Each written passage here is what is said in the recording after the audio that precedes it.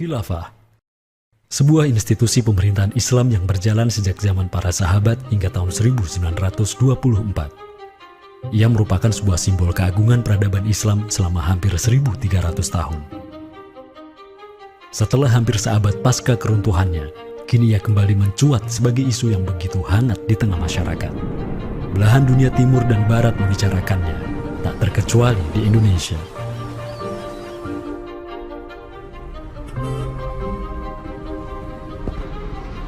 Perdebatan tentang khilafah tak terhindarkan. Apakah ia pantas diterima atau tidak di zaman modern saat ini? Kita tahu khilafah atau kehilafahan Islam itu di Nusantara bukan hal yang baru. Ya, sudah ada hubungan relasi antara kesultanan-kesultanan dan kerajaan Islam Nusantara dengan kehilafahan di Turki Utsmani atau wilayah Arab secara keseluruhan itu sejak abad ke-7.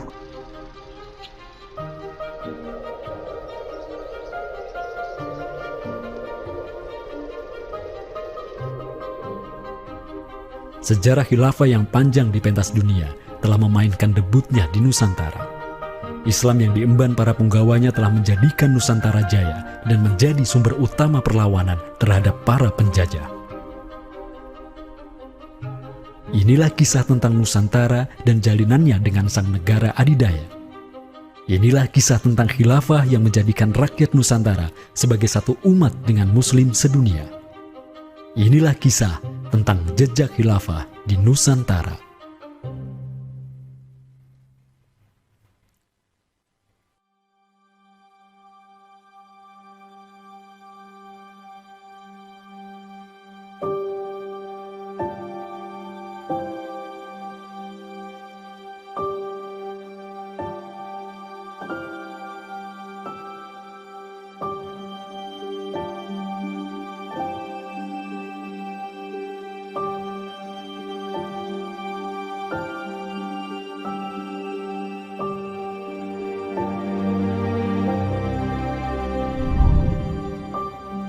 Senin, 12 Rabiul Awal tahun 11 Hijriah, bertepatan dengan tahun 632 Masehi. Seluruh langit dunia dirundung mendung. Semua orang di Madinah menundukkan wajahnya, kosong pandangan seraya bercucuran air mata. Di pagi itu, kabar duka menyeruak ke seluruh negeri. Rasulullah Sallallahu Alaihi Wasallam wafat. Pada saat Rasulullah SAW wafat, Abu Bakar itu berkhutbah. Abu Bakar mengatakan begini, Ya ayyuhan nas, inna Muhammadan qad mata. Wala budda lihada dini man yakumu bihi. Kata Abu Bakar begitu. Wahai manusia, sesungguhnya Muhammad sudah wafat. Dan urusan agama ini harus ada yang mengurusnya. Setelah Abu Bakar menyampaikan demikian, para sahabat pun segera bersepakat untuk mencari dan memilih Khalifatur Rasulillah, seorang pengganti Nabi, untuk menjaga agama dan menjalankan urusan dunia. Mereka bahkan lebih menyegerakan urusan ini ketimbang menyegerakan pemakaman jasad Rasulullah SAW yang mulia, menandakan bahwa urusan kepemimpinan untuk kaum muslimin pasca wafatnya Nabi merupakan perkara yang amat mendesak. Karena itu Sayyidina Umar juga mengatakan, La islama illa bil jamaah, wala jama'atan illa bil imarah, wala imaratan illa bil ta'ah. Umar juga memahami sebagaimana yang dipahami oleh Abu Bakar. Islam ini tidak akan kuat kecuali dengan adanya jamaah, dengan adanya persatuan. Dan tidak mungkin umat ini bisa bersatu kecuali dengan adanya imarah, adanya khilafah, adanya kepemimpinan. Dan tidak mungkin adanya imarah kecuali dengan adanya ketaatan. Jadi para sahabat itu paham itu. Kemudian para sahabat itu juga menjalankan apa yang diperintahkan Nabi dalam hadis yang lain. Apa kata Rasulullah? Alaikum bisunnati. Kalian harus pegang teguh sunnahku. Wa sunnatil khulafa'ir rasyidin al-mahdiyyin min ba'di. Dan sunnah para khalifah rasyidin al-mahdiyyin min ba'di, mendapatkan petunjuk setelahku. Kemudian Nabi mengatakan, Addu alaiha bin nawajidi. Kalian harus gigit sunnah itu dengan menggunakan gigi geram dan jangan dilepaskan. sunnah yang ditinggalkan oleh para khulafaur rasyidin itu apa? Pertanyaannya begitu. Jawabannya tidak lain adalah khilafah itu, sistem khilafah itu. Maka di Saqifah Bani Sa'idah bersepakatlah kaum muslimin untuk memilih Abu Bakar sebagai khalifah pertama untuk mengatur negara mereka yang disebut sebagai khilafah Islamiyah. Negara khilafah di bawah kepemimpinan Abu Bakar dan khalifah-khalifah setelahnya, Umar bin Khattab, Utsman bin Affan, dan Ali bin Abi Thalib cepat sekali berkembang. Mereka memperluas wilayah khilafah hingga mendobrak dua negara adidaya saat itu, Kekaisaran Persia dan Imperium Romawi. Semua aktivitas ekspansi tersebut merupakan realisasi kebijakan politik luar negeri khilafah Islamiyah, dakwah, dan jihad. Sementara di Timur Tengah sedang terjadi revolusi tauhid yang luar biasa dengan munculnya negara adidaya baru yang bernama Khilafah Islamiyah. Jauh di sebelah timur, terbentang sehamparan kepulauan yang teramat luas wilayahnya. Masing-masing pulau ini begitu hijau hutannya, mata air mengalir dengan begitu derasnya, disertai kekayaan alam yang melimpah ruah jumlahnya, baik di bawah maupun di atas tanah, baik sebelum maupun selepas pantai. Negeri itu dikenal sebagai Nusantara. Diapit oleh dua benua dan dua samudra, amatlah strategis posisi wilayah Nusantara, menjadikan ia sebagai pelabuhan dagang yang ramai, tempat bertemunya bangsa-bangsa dunia.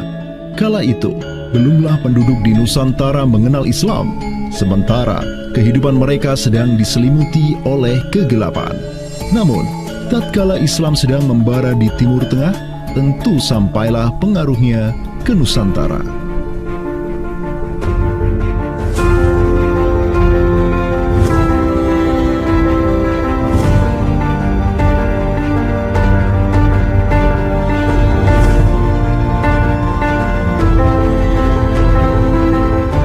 Saya ingin mengutip apa yang pernah dinyatakan oleh Buya Hamka ya di dalam buku beliau dari Perbendaharaan Lama, termasuk juga buku beliau yang judulnya Sejarah Umat Islam, yang beliau menyatakan bahwa sesungguhnya teori yang kita tahu bahwa Islam masuk ke Nusantara itu berasal dari Gujarat pada abad ke-12 sampai 15 Masehi, itu sebetulnya tidaklah tepat sepenuhnya. Karena apa? Karena Buya Hamka memiliki pandangan ataupun penjelasan terkait dengan kapan sesungguhnya Islam masuk ke Nusantara, ke Indonesia. Beliau menyatakan bahwa Islam masuk ke Nusantara itu jauh sebelum teori Gujarat.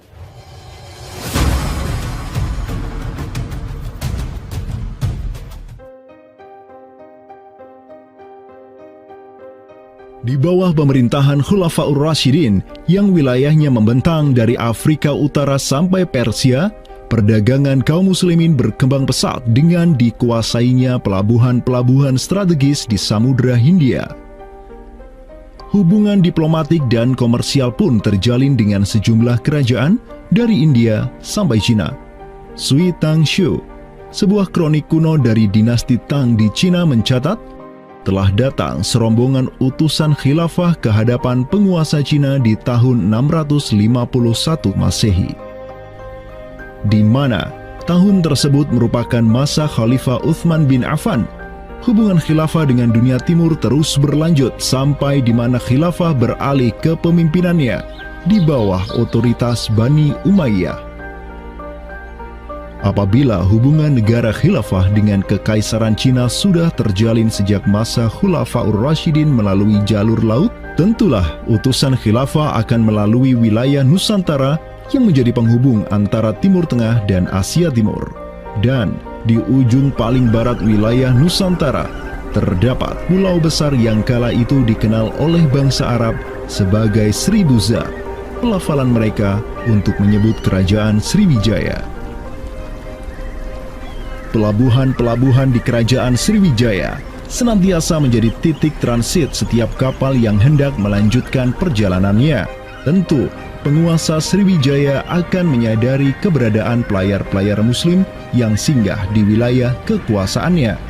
fakta bahwa kerajaan Maharaja Indravarman di Sriwijaya itu ada komunikasi dengan Daulah Umayyah, mengirim surat 2 kali yang isi suratnya itu dari raja dengan 1000 gajah ya dan sebagainya, yang menunjukkan surat menyurat seabad itu yang menunjukkan ada hubungan kekhilafahan dengan Nusantara.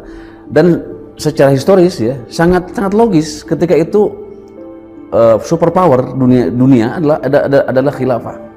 Surat yang dikirim oleh Maharaja Sri Indrawarman dari Sriwijaya tersebut dialamatkan ke Damaskus, ibu kota Khilafah Umayyah yang saat itu dipimpin oleh Khalifah Umar bin Abdul Aziz.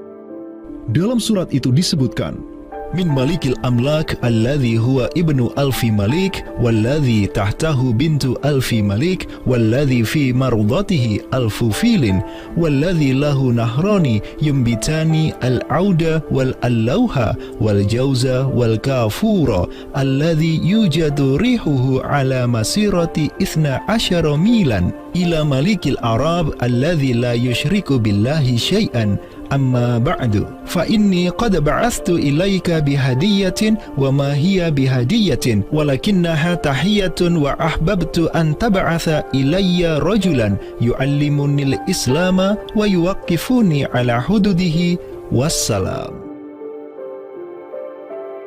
Maka di bawah kepemimpinan sang Khalifah Umar bin Abdul Aziz, khilafah menyebarkan rahmatan lil alamin ke segala penjuru dunia, termasuk Nusantara.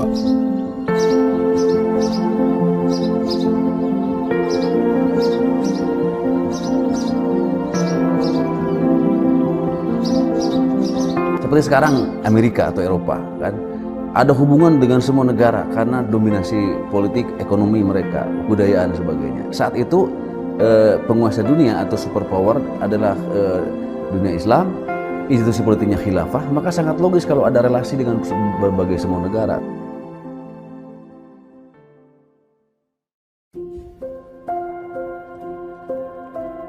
Tahun 1258, dari arah timur datanglah segerombolan pasukan yang mengerikan.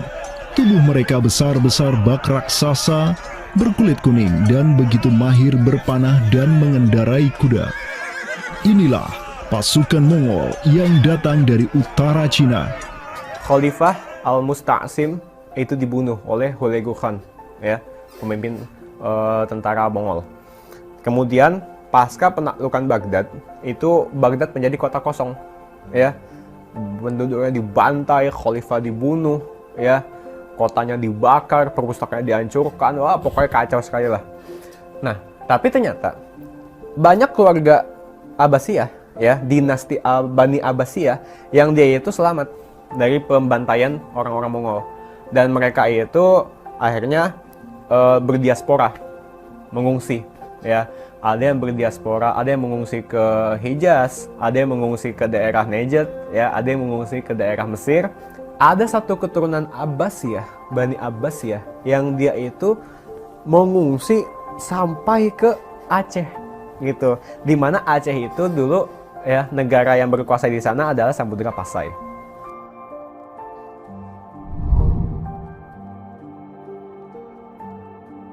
Terdapat 3 orang Bani Abbasiyah yang diketahui dimakamkan di Aceh, yakni yang pertama Sodrul Akabir Abdullah bin Muhammad Al-Abbasi, keturunan Khalifah Al-Mustaunsir Billah. Kedua, istrinya Siti Rahiman binti Malikul Mu'azzam, dan ketiga, anaknya Sodrul Akabir Yusuf bin Abdullah Al-Abbasi. Mereka bertiga dimakamkan di kompleks yang sama. Yang paling monumental, yang paling besar di sini kita lihat adalah seorang tokoh yang memiliki predikat As-Sadr Al-Kabir ataupun pengawal para pembesar yang derajatnya mungkin setingkat dengan Perdana Menteri. Beliau bernama Abdullah bin Muhammad bin Abdul Qadir bin Abdul Aziz bin Al-Mansur Abi Ja'far Al-Abbasi, yang mana genetika beliau yang daripada Al-Mansur ini sendiri yang merupakan kakek buyut daripada Abdullah ini adalah seorang khalifah dari Bani Abbasiyah. Bani Abbas ini yang terkubur di Aceh, ya, Lok Sumawe ini, ayahnya ini, ya, Muhammad bin Abdul Qadir, ternyata dia itu dicatat oleh Ibnu Battuta, ya, dicatat oleh Ibnu Battuta dalam rihlahnya kitab Tuhfatun Nazar, ya. Nah, dia itu ayahnya Abdullah bin Muhammad Sodrul Akabir yang di Pasai itu menjadi gubernur, ya, menjadi gubernur di mana? Di daerah India, gitu, dicatat oleh Ibnu Battuta, gitu, ya. Dan Ibnu Battuta mencatat sultan-sultan di India itu begitu hormat, ya, begitu taat, dan mereka itu memuliakan keturunan Khalifah Abbasiyah ini, ya, keturunan Khalifah Al-Mustansir Billah, begitu. Nah, ini mengindikasikan bahwasanya apa? Sultan-sultan India itu begitu memuliakan, dan mereka itu dalam satu riwayat lain juga membaiat Khalifah Abbasiyah yang ada di Mesir. Sementara sultan-sultan di India, ya, Kesultanan Islam di India itu punya hubungan erat dengan Samudra Pasai, begitu. Nah, di sini kita bisa menduga kuat bahwasanya Samudra Pasai itu juga berbaiat kepada Khalifah Abbasiyah. Samudra Pasai pada masa itu berbaiat kepada dinasti sebelum Utsmaniyah berkuasa, yaitu kita menduga dan meyakini hal tersebut sesuai fakta-fakta yang kita temukan di lapangan bahwa Madinatul Sumatera ataupun Jaziratul Jawi, Samudra Pasai itu berbaiat langsung kepada dinasti Abbasiyah. Sultan Zainal Abidin bin Ahmad bin Malikus Zahir bin Malikus Saleh, penguasa Pasai di masa Sodrul Akabir Abdullah Al-Abbasi hidup, menyatakan baiatnya kepada Khalifah Al-Mutawakkil 'ala Allah di Kairo di awal abad ke-15. Begitu pula sebelumnya, Sultan Muhammad bin Tughluk di Delhi diikuti oleh Sultan Jalaluddin Muhammad dari dinasti Raja Ganesh di Bengali dan penguasa dari dinasti Utsmaniyah di Turki, Sultan Bayazid pertama. Seluruh sultan di dunia Islam menyatakan baiatnya kepada Khilafah Abbasiyah semenjak gelombang badai Mongol berhasil dihentikan oleh pahlawan-pahlawan Mamluk. Pusat Khilafah Abbasiyah kini berpindah ke Kairo, Mesir, dan menjadi magnet kaum muslimin global. Dari pusat khilafah inilah dakwah Islam mulai bangkit kembali dan menggencarkan aktivitasnya dengan mengirim berbagai juru dakwah ke seluruh penjuru alam. Dengan Samudra Pasai yang mendaulatkan dirinya sebagai Darul Islam yang berbaiat kepada khalifah, Samudra Pasai mengemban tugas untuk mengubah seluruh Asia Tenggara dari Darul Kufri menjadi Darul Islam. Sultan Zainal Abidin Ra Ubabdar dibantu oleh putra Sodrul Akabir Abdullah bin Muhammad Al-Abbasi, yakni Yusuf bin Abdullah, yang di pucuk pusaranya tertera nama kakeknya Khalifah Al-Mustansir Billah, banyak menaklukkan wilayah-wilayah yang belum Islam di Sumatera dan Semenanjung Malaya. Seperti Ra Ubabdar. Ra Ubabdar itu berasal dari dua kata, Ra dan Ubabdar, yang mana artinya adalah penguasa gelombang. Ini adalah sebuah predikat yang sangat luas sebenarnya maknanya, sesuai dengan masa yang ditorehkan pada waktu tersebut, bahwa Sultan Zainal Abidin Ra Ubabdar bin Ahmad bin Muhammad bin Al-Malik Al-Salih ini adalah salah satu masa kegemilangan Samudra Pasai, yang mana kita ketahui setelah masa tersebut yang memimpin Kesultanan Sumatera adalah anak keturunan daripada beliau ini, yang jumlahnya sampai 11 orang sultan. Bergerak dan terus bergerak itu meluaskan dakwah Islamnya sampai ke pulau-pulau. Itu masa Zainal Abidin Ra Ubabdar, terutama penakluk gelombang yang dijuluki beliau itu melebarkan sayap itu sampai ke seluruh Asia Tenggara.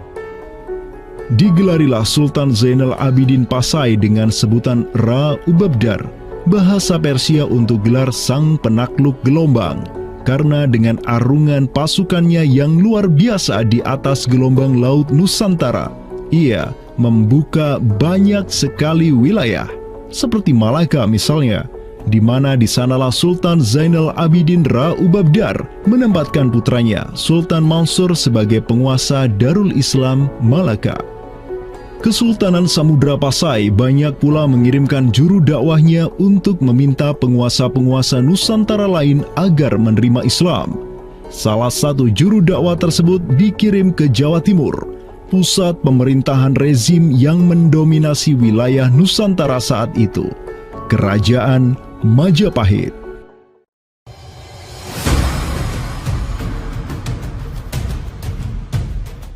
Gresik, Jawa Timur. Di kota yang hanya berjarak 60 km dari Trowulan, ibu kota Kerajaan Majapahit, terbaring jasad mulia di atas pusara marmer yang begitu indah. Inilah kubur seseorang yang menginisiasi tegaknya Islam di tanah Jawa, Maulana Malik Ibrahim, yang kemudian dikenal sebagai Sunan Gresik. Malik Ibrahim adalah seorang yang berkedudukan tinggi di lingkaran kuasa Samudra Pasai, terlihat dari gelarnya yang bertajuk Umdatus Salatin wal Wuzara, pondasi para sultan dan wazir, di mana gelar tersebut adalah gelar untuk wakil Sultan Samudra Pasai sebagaimana yang dicatat oleh Ibnu Batutah. Gelarnya yang lain seperti Burhanud Daulah Waddin, penerang negara dan agama, adalah gelar yang disematkan kepadanya selayaknya gelar-gelar yang diberikan Khilafah Abbasiyah kepada pejabat-pejabat penting daulah, sebuah gelar yang begitu politis sekaligus agamis.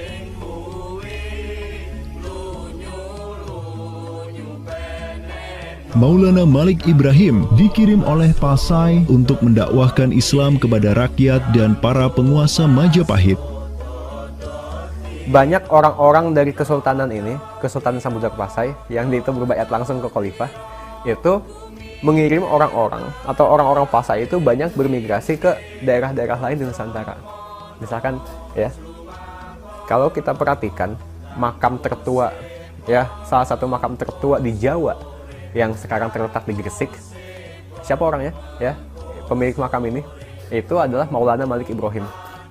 Maulana Malik Ibrahim ya, kalau kita perhatikan makamnya yang di Gresik itu sama persis gayanya dengan apa? Dengan makam-makam yang ada di Pasai, begitu. Nah, ini merupakan bukti bahwasanya Sunan Gresik itu pernah ada di Pasai ya, dan dia itu ya tahu sendirilah ya, bahwasanya Maulana Malik Ibrahim yang kemudian dikenal juga sebagai Sunan Gresik itu merupakan salah satu dari Wali Songo.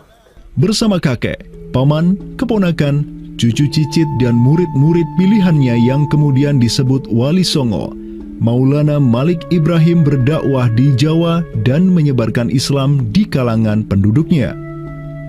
Mereka mendapat sokongan penuh dari negara yang berkuasa di Samudra Pasai, kesultanan yang berbaiat kepada Khilafah Abbasiyah.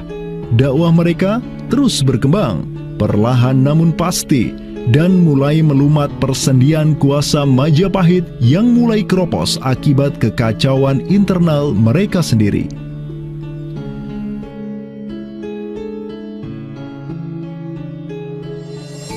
Para Wali Songo juga dihormati karena sebagian besar dari mereka menyandang status sebagai keturunan Nabi melalui jalur Husain bin Abi Thalib yang terus turun-temurun kepada Muhammad Sahib Marbal, turun lagi ke Alawi sampai ke Imam Jamaluddin Al-Husaini yang dikenal juga sebagai Syekh Maulana Jumadil Kubra, yang dari dialah para Wali Songo lahir sebagai anak-anaknya.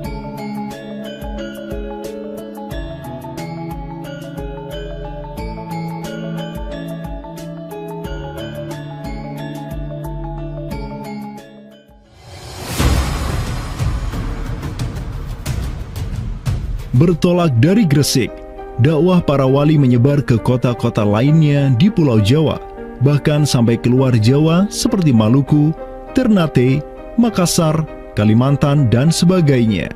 Selain kalangan rakyat, banyak pula pejabat-pejabat Majapahit yang tercerahkan dengan Islam dan sukarela mengucap syahadatain, seperti para adipati Majapahit di Palembang, Cirebon, Semarang, Pekalongan, Jipang sampai Mataram. Tak tanggung-tanggung, di antara mereka yang berislam bahkan merupakan sang putra mahkota Majapahit sendiri, Pangeran Jimbun alias Raden Patah, yang merupakan buah dari pernikahan Raja Brawijaya kelima dengan seorang putri Cina. Ketika dewasa, Raden Patah belajar kepada Sunan Giri di Surabaya, kemudian diangkat menjadi Adipati Demak oleh ayahnya. Kemudian di tahun 1478, Brawijaya kelima digulingkan oleh pesaingnya dari Kediri, Girindra Wardana. Tahta Majapahit yang diduduki oleh musuh ayahnya lantas membuat Raden Patah di Demak beserta seluruh elemen Islam di Jawa pimpinan para Wali Songo bangkit berjihad melawan Girindra Wardana dan penerusnya Patih Udara. Mereka terus berjihad dengan penuh keberanian hingga akhirnya berhasil melumat kekuasaan Majapahit yang dipegang oleh para pemberontak dari pihak Girindra Wardana dan Patih Udara. Kaum muslimin pun meraih kemenangan hingga akhirnya mereka berhasil memproklamirkan berdirinya sebuah daulah Islam pertama di tanah Jawa, Kesultanan Demak, pada tahun 1482. Digelari Raden Patah sebagai Senopati Jimbun Ningrat Ngabdurrahman Panembahan Palembang Saidin Panatogomo, atau dengan gelarnya dalam bahasa Arab Sultan Syah Alam Akbar Al-Fatah. Dialah Sultan yang telah memfutuhat Jawa menjadi Darul Islam.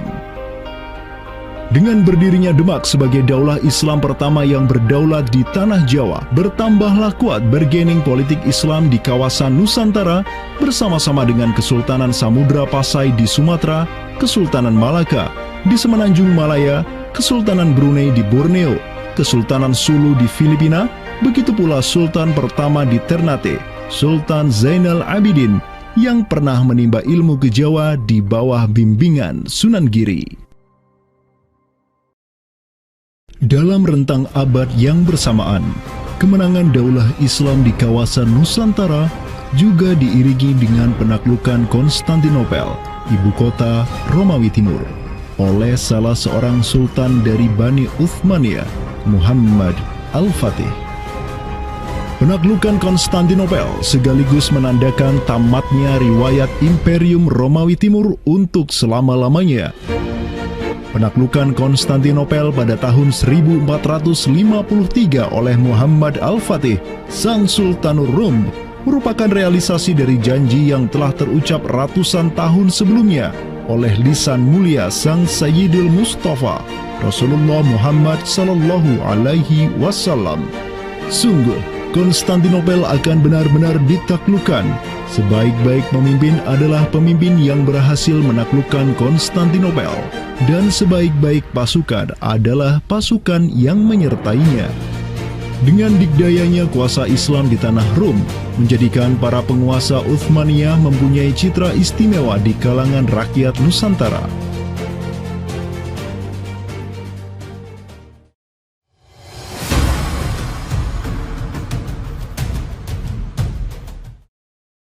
Namun demikian, dikala penaklukan demi penaklukan sedang digencarkan oleh tentara Islam mulai dari Rum sampai ke Nusantara, penaklukan yang sama juga digencarkan oleh tentara Kristen di ujung paling barat dunia Islam, Andalusia. Berbeda dengan penaklukan yang kaum muslimin lakukan, di mana penduduk asli suatu tempat diberi toleransi yang luar biasa atas agama dan properti mereka, tentara Kristen Portugis dan Spanyol menaklukkan wilayah Islam di Andalusia yang saat itu sudah terpecah menjadi Reyes de Taifas atau Mulukhut Tawaif atau kerajaan-kerajaan yang saling tercerai-berai. 1492, kekuasaan Islam terakhir di Andalusia, Granada, berhasil ditaklukkan oleh suami istri yang menjadi penguasa Spanyol, Fernando de Aragorn dan Isabella de Castilla. Penaklukan kembali wilayah Andalusia menjadi negara Kristen yang mereka sebut Reconquista telah menyebabkan populasi kaum muslimin di sana tersapu bersih, entah karena diusir, dimurtadkan, atau dibunuh. Selain Reconquista, kaum Kristen Spanyol dan Portugis juga mempunyai motif ekonomi untuk menjadikan diri mereka kaya, yakni dengan mencari jalur rempah di Samudra Hindia yang saat itu merupakan potensi sumber daya alam yang luar biasa. Program mereka untuk mencari rempah di Samudra Hindia mereka sebut sebagai Estado da India. Kita sering dengar dengan istilah 3G gitu kan. Glory, Gospel, dan Gold gitu kan. Jadi ya mereka ingin ekspansi, mereka ingin menyebarkan misi agama mereka, dan mereka juga ingin mencari gold. Goldnya di sini adalah justru adalah rempah gitu kan. Begitulah betapa berharganya rempah pada saat itu, sampai 1 gram pala dihargai dengan 2 gram emas gitu kan. Paus Alexander ke-6, pemimpin kaum Kristen saat itu, begitu mendukung hasrat Portugis dan Spanyol untuk menjelajah dunia dan menyebarkan Kristen. Maka, berangkatlah gelombang penjelajah Portugis yang disertai pasukan dan senjata untuk menaklukkan dunia Islam di Samudra Hindia. Di bawah pimpinan Alfonso de Albuquerque, armada Portugis berhasil menaklukkan Goa di India pada tahun 1510. Dan setahun kemudian, berhasil sampai ke Malaka, merebut pelabuhan strategis itu dari Sultan Mahmud Syah yang memerintah tempat tersebut. Dengan bercokolnya Portugis di Nusantara, dimulailah babak baru sejarah Islam di kawasan ini.